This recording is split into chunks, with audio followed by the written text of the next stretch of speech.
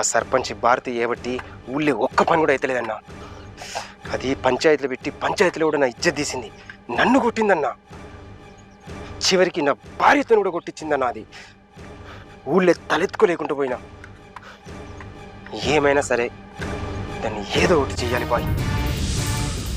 ఆ సర్పంచ్ భారతి బతుకున్న రోజులు మనం ఇక్కడ ఏ పని కూడా చేయలేం.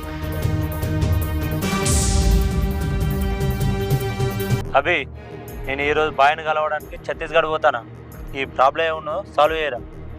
ఓకేరా, నేను చూసుకుంటా.